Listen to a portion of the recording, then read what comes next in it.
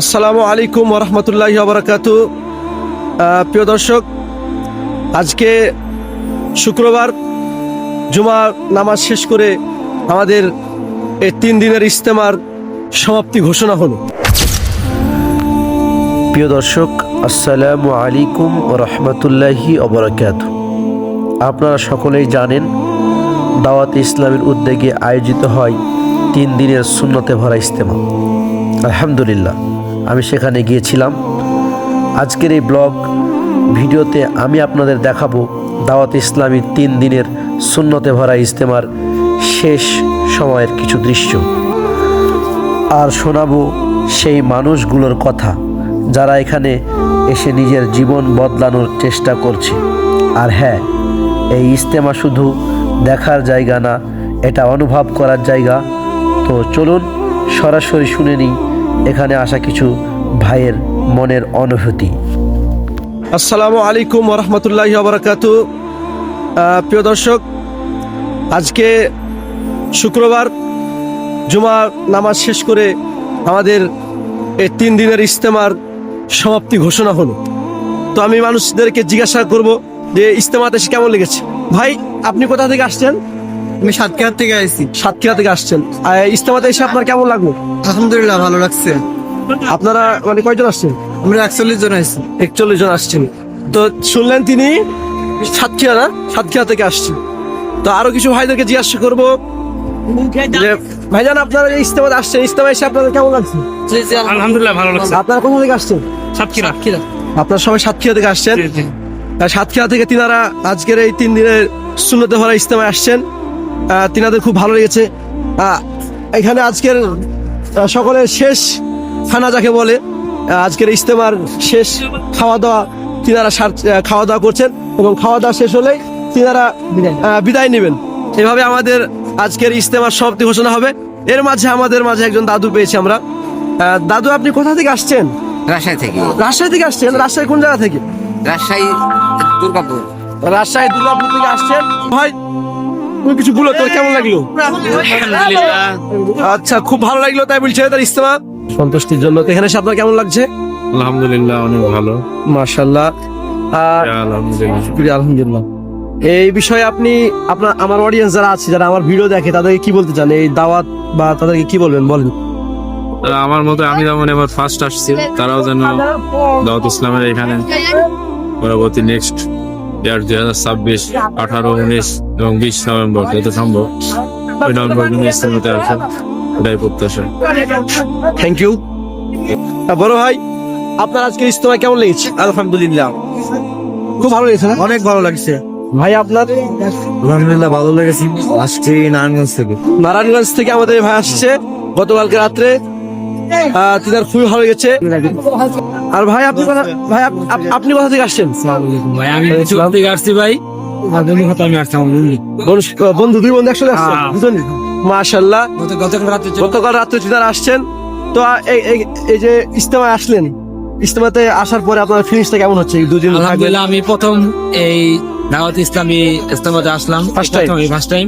আলহামদুলিল্লাহ, অনেক ভালো লাগছে। আশা করি আগামী বছর ইনশাআল্লাহ আসবে ইনশাআল্লাহ। আমি আলহামদুলিল্লাহ শুরু থেকেই আসি দাওয়াত ইসলামের।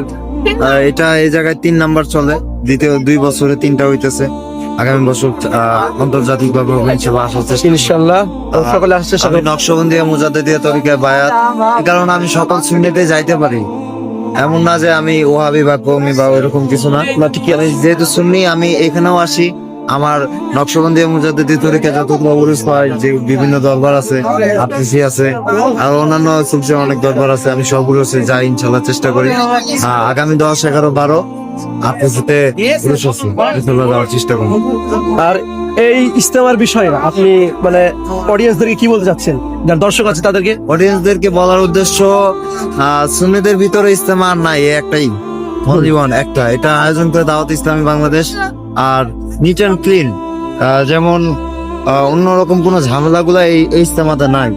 আর বাংলাদেশে যে আরেকটা হয় বিশ্ব ইজতেমা টঙ্গীতে, সেটা এক ধরনের আলামরা বা মানুষরা ওখানে যায়, ওটা অনুষ্ঠান উদযাপন করে। আর আমাদের এই ক্ষেত্রে কোনো ইজতেমা ছিল না। আমরা বিভিন্ন দরবারের মুরিদ ছিলাম, যারা নিজ দরবারে বিভিন্ন অনুষ্ঠান হইতো, উরস বা ফাতেহা শরীফ যেটাই অনুষ্ঠান হতো আমরা সেখানে যাইতাম।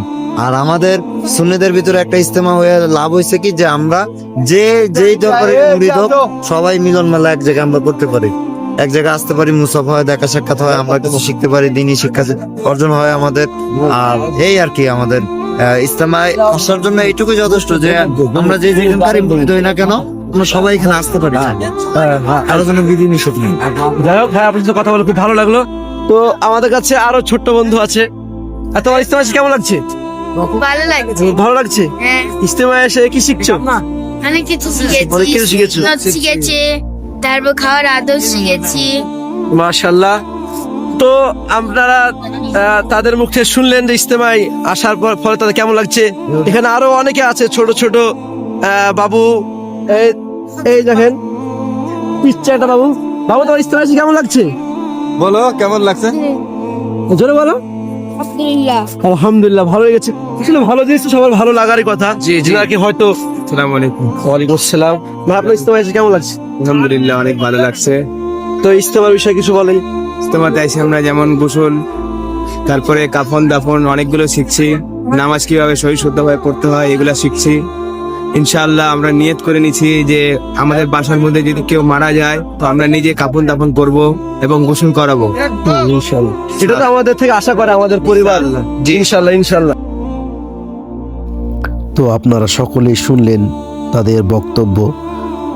আর আমি পার্সোনালি কি বলবো, আমি এটা আমার জীবনের ফার্স্ট টাইম। আমার কাছে অনেক অনেক ভালো লেগেছে সেখানকার পরিবেশ, সেখানকার সকল মানুষের ব্যবহার সব মিলিয়ে আলহামদুলিল্লাহ আমার কাছে অনেক ভালো লেগেছে। আর আমি দর্শকদের কি বলবো, যদি সেখানে তারা যায় তাহলে বুঝতে পারবে আসলে সেখানকার পরিবেশ, সেখানকার যে মজা সেটা তারা বুঝতে পারবে। তো এই ছিল আজকের ভিডিও।